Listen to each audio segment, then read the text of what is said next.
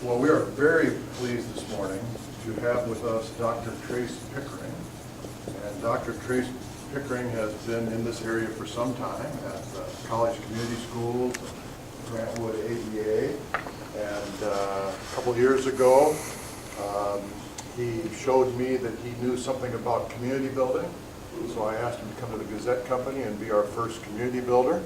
We learned a lot in that process, and Trace decided to go and take some of those learnings and become the associate superintendent or assistant superintendent for innovation at the Cedar Rapids Public School System. So Trace is here to talk to us today about what does disadvantage mean and what is going on in the school system. Great, thanks, Chuck. That's perfect.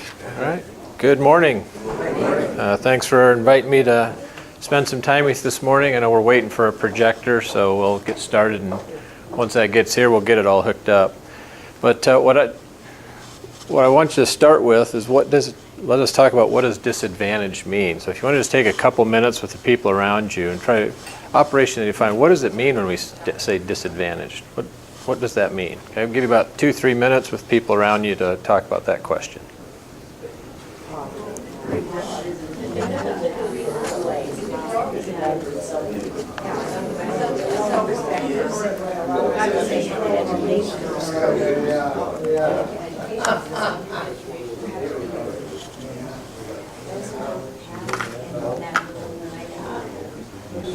So what does disadvantaged mean? What did you come up with when you think of disadvantage? I like your summary, the short end of the stick. The short end of the stick. Okay. Not capable of doing things that people are doing. Okay. Short end of the stick. What was it again? Please say that again. Not capable of doing things that other people are. We have a lot of disadvantaged people in America, anyway. Others. Okay. Lots of different types of disadvantage. Anything else? Well, the types we went through: economic, social, physical, learning disabilities. Right. Yep, that was my next question. So what types of disadvantage exist in our community? What are the types, right? So we know there's physical challenges, right? I might be at a physical disadvantage, a mental disadvantage, economic disadvantage. What other disadvantages? Cultural. Cultural disadvantages, right? And in school, that is a biggie for us. So, others. How would you categorize the Kennedy boy that grew up with an alcoholic mother, Kennedy's son, who now is admitting that he's an alcoholic? So that was a disadvantage for that young boy. Okay. So, am I hearing love and support, emotional support, the structures around you that help you be successful? Emotional support. Yeah, there could be some genetic disadvantages that tie into the physical side. Any others?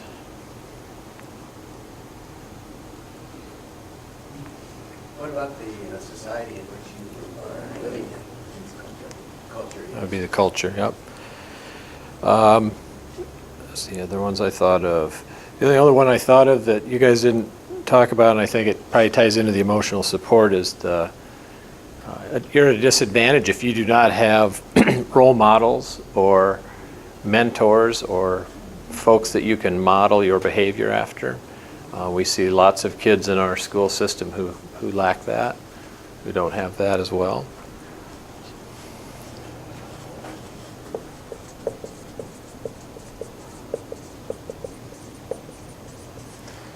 All right, well, I asked those two questions just so we have a kind of a core basic idea that we're talking about the same thing this morning.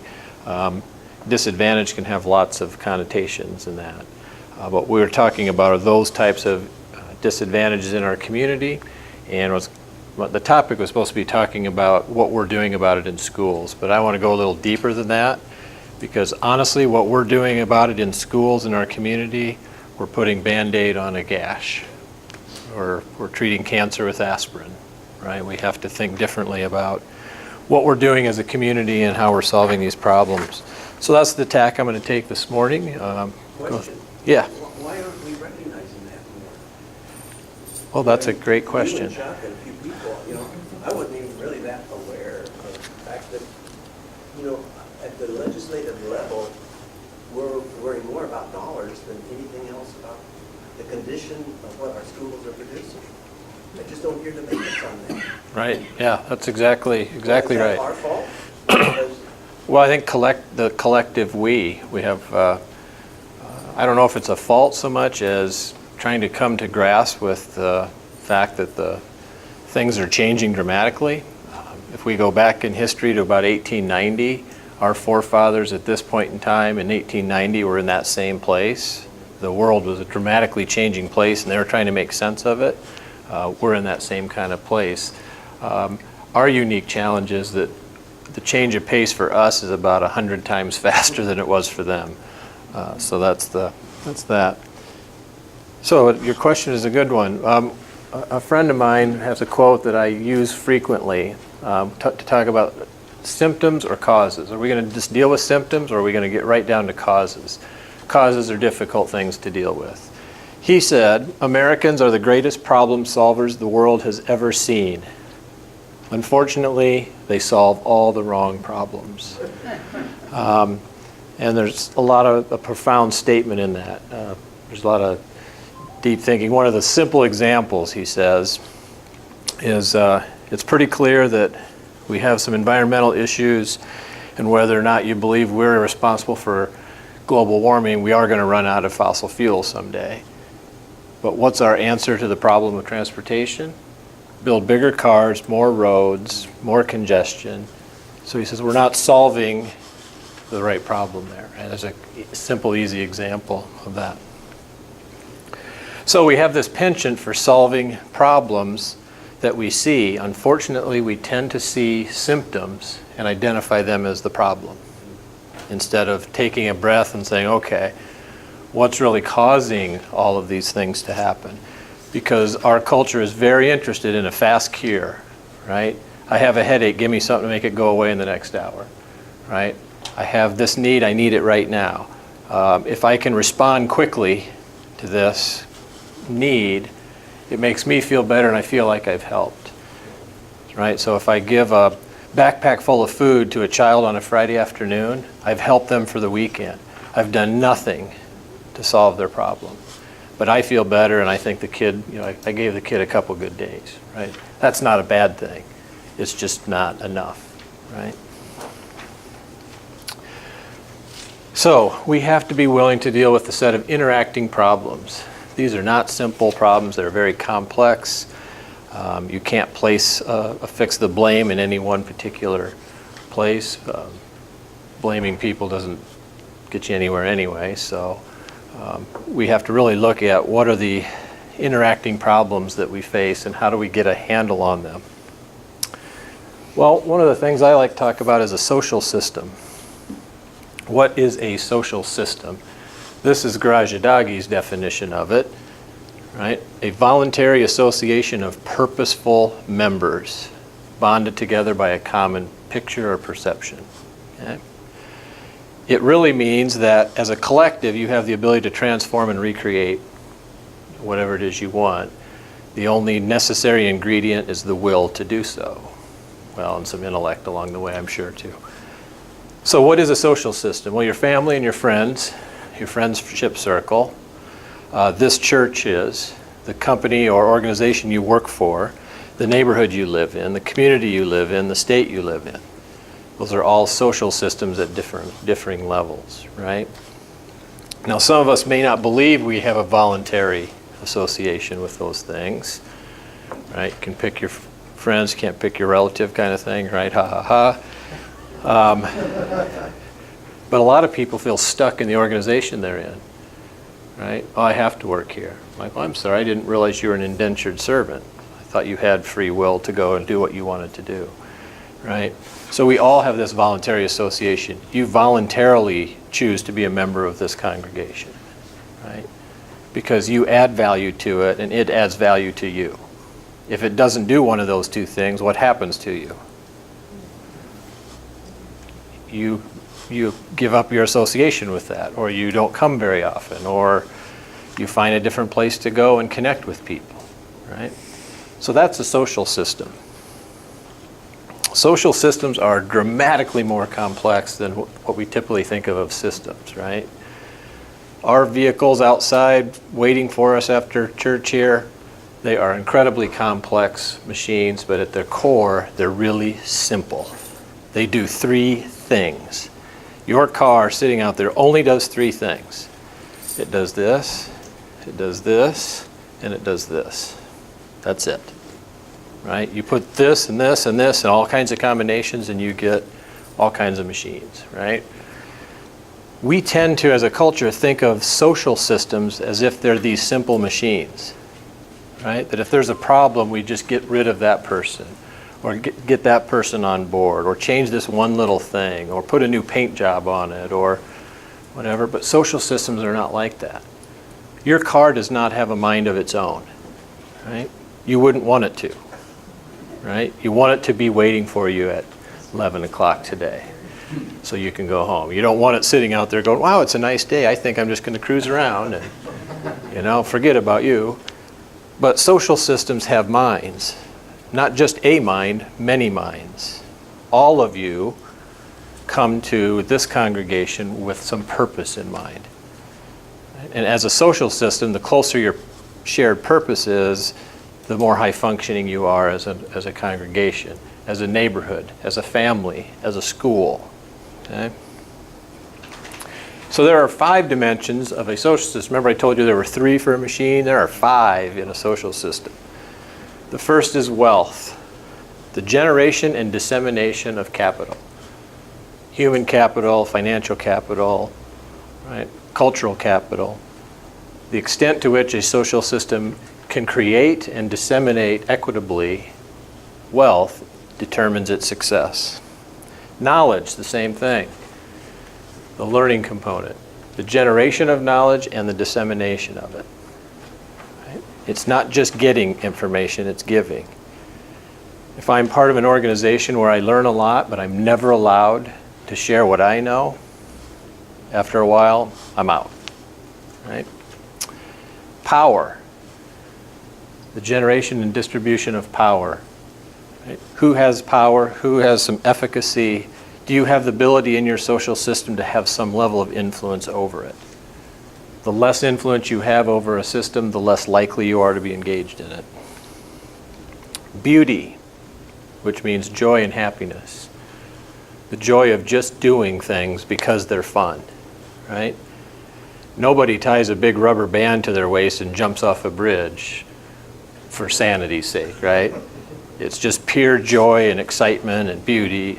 Right? So there's that dimension in all of our lives.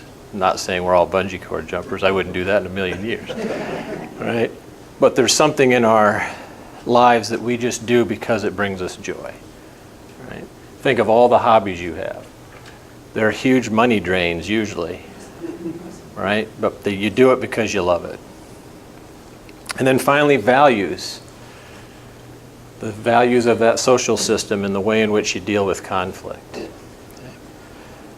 Those 5 are interacting every moment of every day in every system.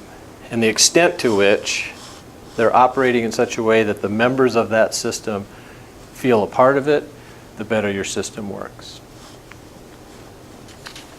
If you lose any one of these dimensions in your social system, the whole thing starts to deteriorate. Okay? Where would security be there? Security would be, well, it kind of plays in all of these. It's kind of threaded throughout. The interesting thing about these dimensions is if you don't have one, you end up losing the other 4. Right? So I'm going to have you think about if you know somebody in your social circle who makes plenty of money, has a great job, has all kinds of financial security, has lots of decision-making power and so forth, but they're never allowed to share anything they know in their organization. They don't seem to be growing and developing as a person. What happens to them over time? The joy of the work begins to suffer.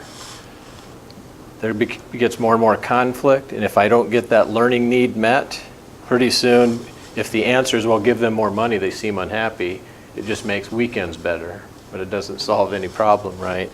And eventually, this person ends up leaving, right? So if you don't have one of those, the others over time start to suffer. Is purpose in one of those 5 categories? Purpose, yeah, the purpose of purpose falls under this idea of values and knowing, you know, where it is you're headed and what you're trying to make happen. Yes, sir. Just out of curiosity, where did you come up with these? These come from Garajadagi systems, a systems theorist named Jamshid Rajadagi and Russell Akoff. They've done lots of systems research and developed these. So what causes and manifestations do we see in our community and our society when these things malfunction? When the wealth dimension is malfunctioning, where there's a huge disparity in who makes it and who gets it and where it goes and all those kind of things, you see poverty, which leads to disparity, which leads to deprivation, which leads to alienation. In the knowledge dimension, you see ignorance, which turns into elitism and illiteracy, which turns into obsolescence. And if I can't keep up and do the learning, I become obsolete. And then we get polarization. You get the people in the know and the people not in the know, and you start to see polarization. On the power dimension, impotency leads to autocracy, illegitimacy, and corruption. If I don't have power, I'm impotent. Other people start making decisions for me because I have no authority to make that decision. I become illegitimate, and then ultimately so does the people in power, that corruption piece. The beauty dimension, if I don't have any beauty in my life, joy, happiness, sense of purpose, I get a sense of hopelessness, it develops into hatred, and it develops into my loss of my identity. Right? And finally, the values dimension.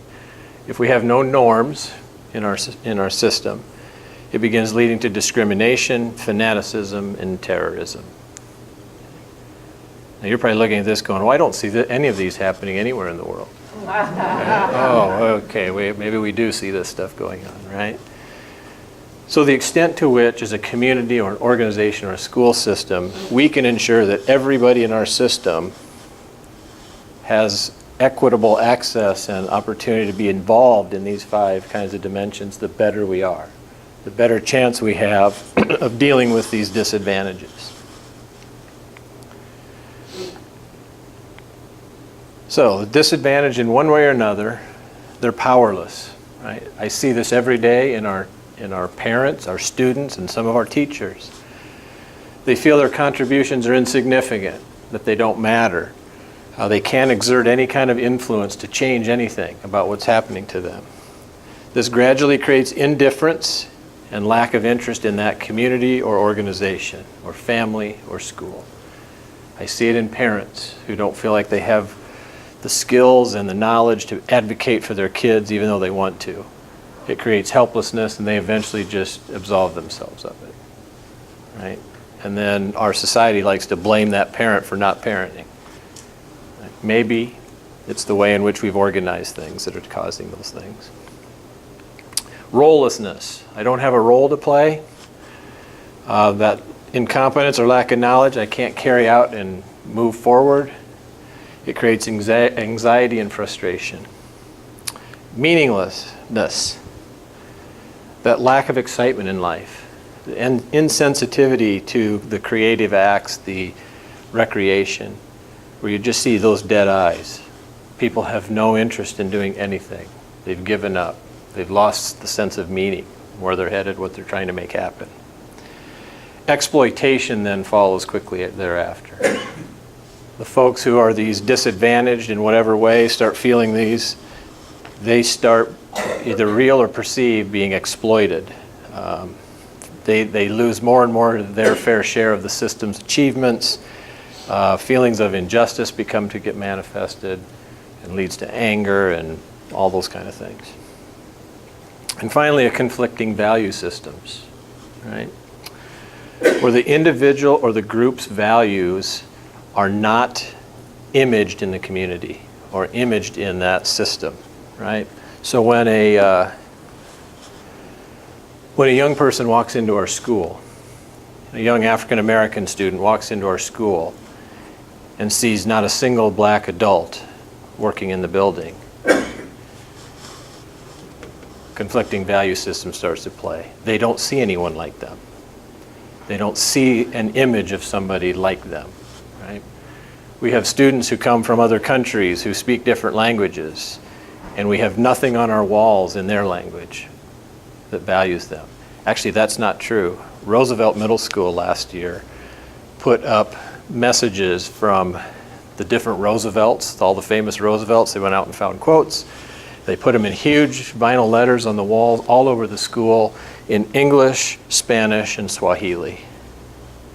Guess what happened on Monday when the kids showed up? Can you imagine what happened? The Swahili kids walked in and they're like, "That's my language. I can read that." Right? And the kids that grew up in our community, they're like, you can read that? What's that say? Right? Instantly, those kids, we are making one small step for bringing their image, their shared image, into the culture. Right? Those are important things to do. Of course, there's an element of our society that if you're here, you got to speak English. Yeah. And what we're trying to help people understand is, knowing English is really important, but it doesn't mean abandonment of your own culture, right? My family, my grandmother was an infant when she moved from Germany, but we still cook German food in our home, right? We don't speak German, but we've maintained some of the culture of it, and that's kind of the same idea. So school, why I'm here to talk, is about a social system, right? A school is a social system. The design and delivery of our school has a direct impact on those 5 dimensions. And I will tell you, we don't pay any attention to them, honestly, right? We just don't. We don't as a community, we don't as teachers, as leaders, and it's not purposefully that we don't. We just don't realize, we don't understand these kind of things. We have sacrificed all of those things for symptoms, right? The kid can't read by 4th grade. Well, is that a problem of the system or a problem somewhere else, right? Einstein couldn't read till he was 9. In our system today, we'd have to hold him back from 4th grade. He'd have to redo 3rd grade. Think about the absurdity of that kind of stuff, right? But that tends to be our focus, and you have to do those things to survive. It's just a strange kind of system. But I tell you all that to say, I could sit here and tell you all the different things we're doing for disadvantaged kids in our schools, and we're doing lots of things, but they're dealing with symptoms, not causes. I want to talk about how do we help our community talk about the real root causes, and let's do something different. So, does the design of a school create or exacerbate disadvantage? Answer is yes. Again, as a leader of the school district, it pains me to say that, but that is the truth. School as we know it has been the same roughly since 1890. It was designed around 1890 in the image of the dominant culture of the time, which was predominantly industrial and predominantly white, right? And predominantly male. And so we designed a system to address and deal with those 3 things. Despite many window dressings and changes, it's largely the same. Okay? The model was actually designed to be discriminatory and exclusive. It was designed to figure out who's smart and who's dumb. And the smart ones go into college, and the not so smart ones can go fill our factories and our farms and do the labor, right? However you think about that morally, economically it was a major win. Right? That's what the country needed at that time. Okay? We still have that system today. Right? So here's some design elements that tell me that the design of our school system is not helping our disadvantage problem, it's actually making it worse. We are time-based in our school. Right? If you can't keep up with the curriculum as we lay it out over 190 days, sorry. We'll create a special program called Special Ed, perhaps, to put you in it. Or slow things down a little, but at the end of the year, you're 6, you're supposed to move on to 2nd grade, whether you're ready or not, right? In this case, SMART means getting things done fast and right the first time. Right? If you ever heard Chuck talk, he talks about that's the game he learned, right? Turns out he was pretty good at learning fast and getting it right the first time, right? That served you well for a long time, but then not so much. Then it became a huge stumbling block. So think about assembly line, right? This was designed during a time when we had assembly line. What do we need assembly line workers doing? Being able to get it right the first time and replicating it, being fast, staying on time. Age-based. Let's put all the kids together based on their age. That seems to make a lot of sense. Although I look around the room and that's not the case in this group today, is it? Right? I should only be talking to other 49-year-olds, probably. Right? So the notion at the time, and it was more true than not true back at this time, that the kids in school have approximately the same experiences.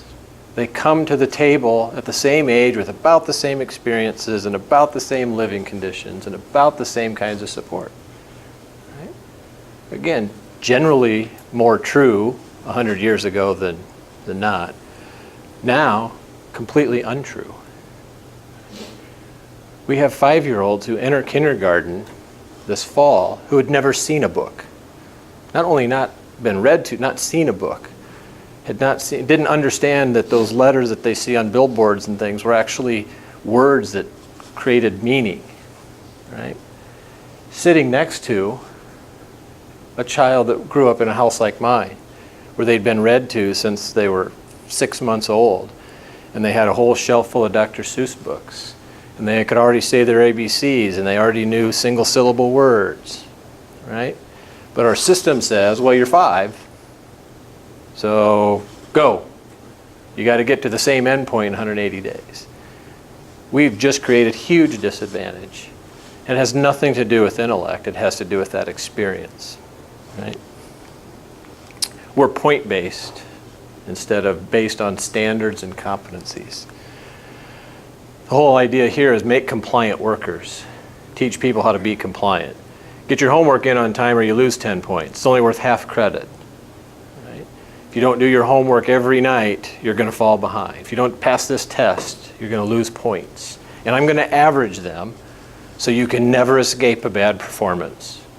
Right? You got 0 out of 100 yesterday. You have no chance of getting an A this semester. Right?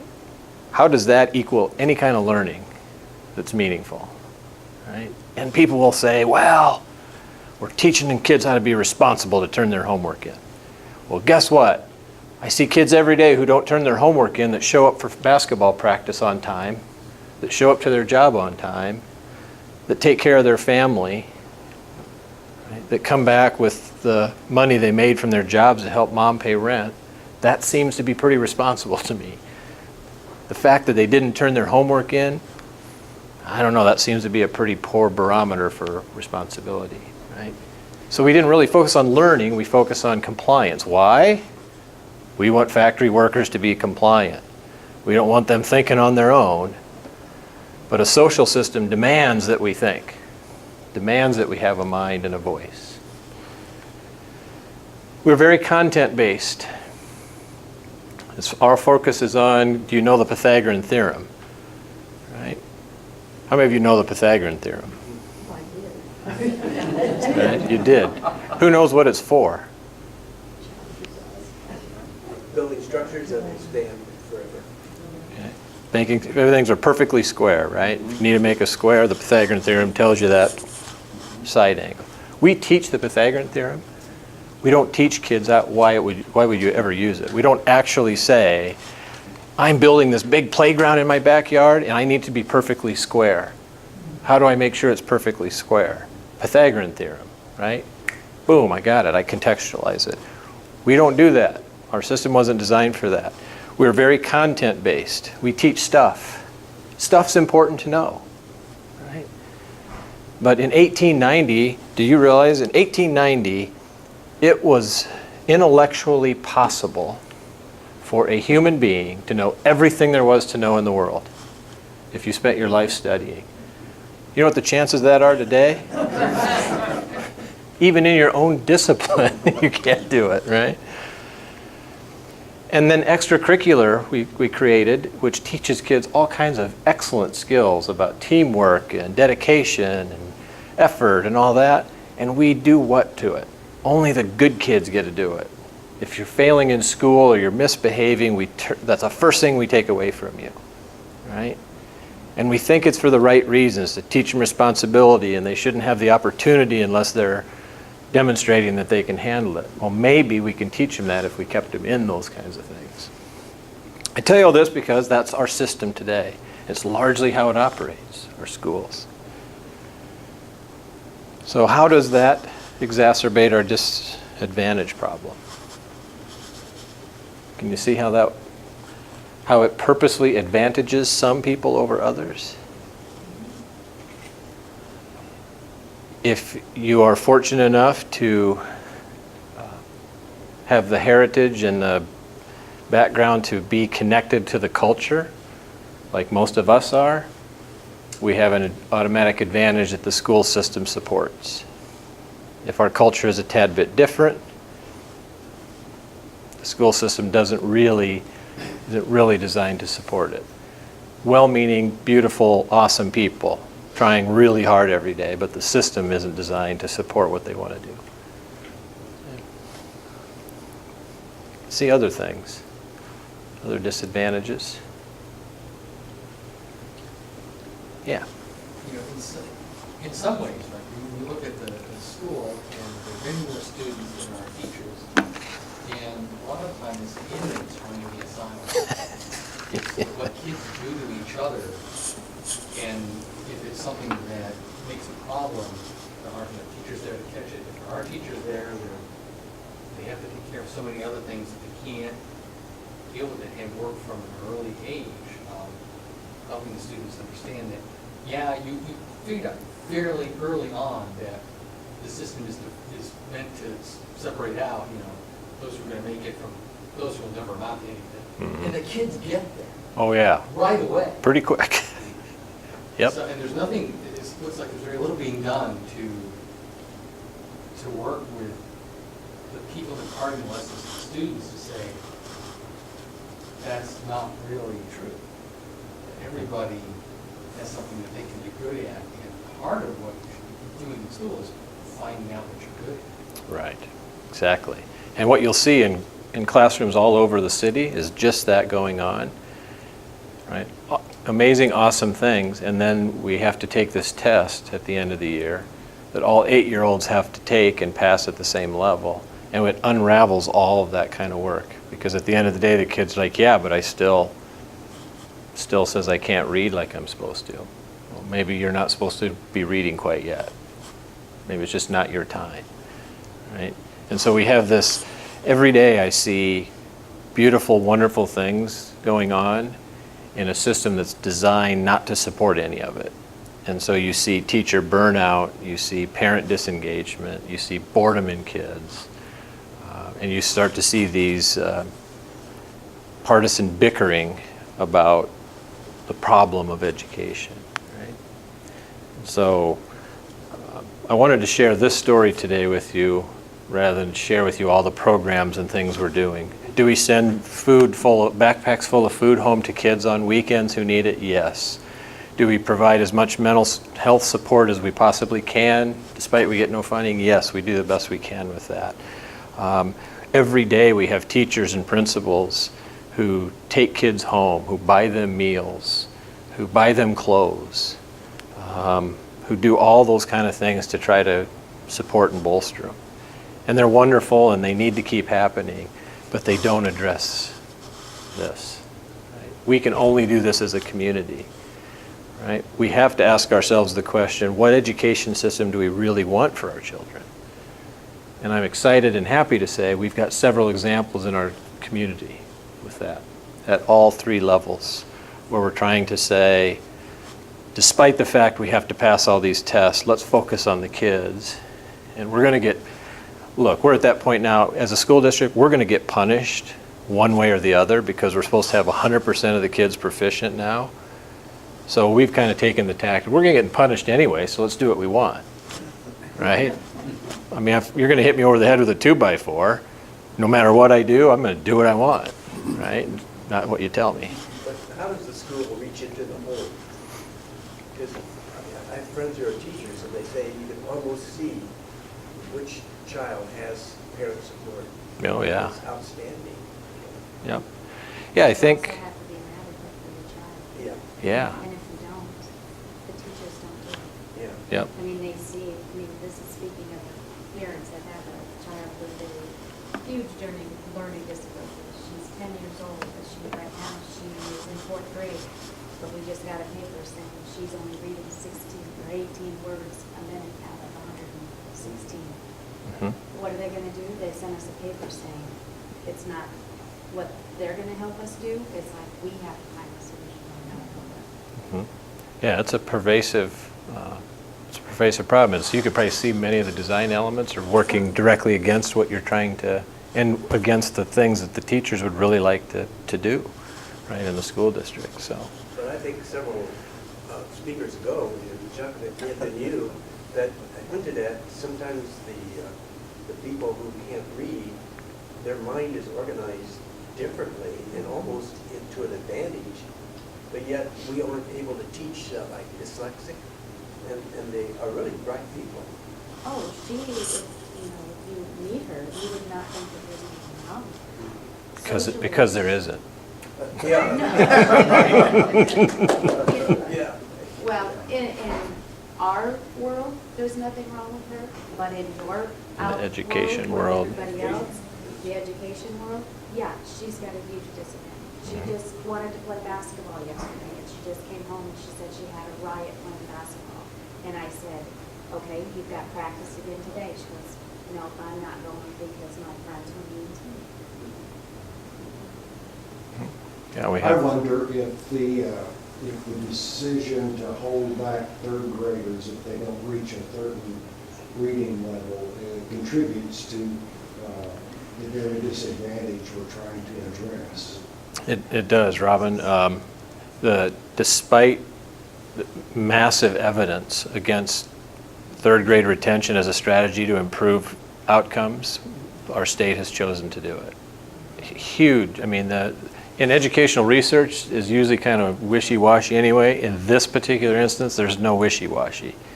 99.9% of the studies say you retain a third grader. In the first 2 or 3 years, they show gains, they catch up, and all that catch-up is lost in the remaining years in study after study after study. So what you're going to see a whole bunch of third graders get retained.